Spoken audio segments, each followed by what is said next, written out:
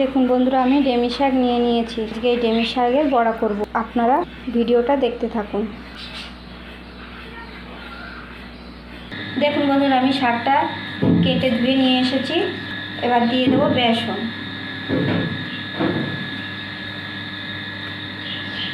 এবার দিয়ে দেবো চালের গুঁড়ো, দিয়ে দেবো পরিমাণ মতন লবণ, একটু হলুদ। এবার এটাকে ভালো করে আমি মেখে নেব। দেখুন আমি শাকটা মেখে নিয়েছি ভালো করে। কড়াইতে তেল দিয়ে দেবো।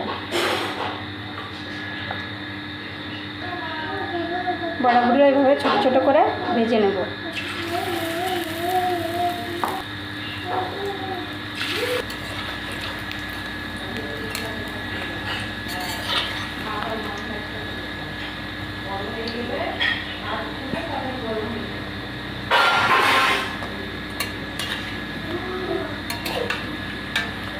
বড়াগুলো আমার ভাজা হয়ে গেছে, এবার আমি তুলে নেব।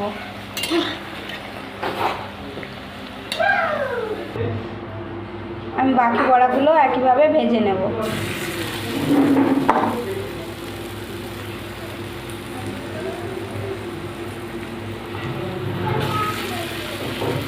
দেখুন বন্ধুরা, বড়া আমার ভাজা হয়ে গেছে।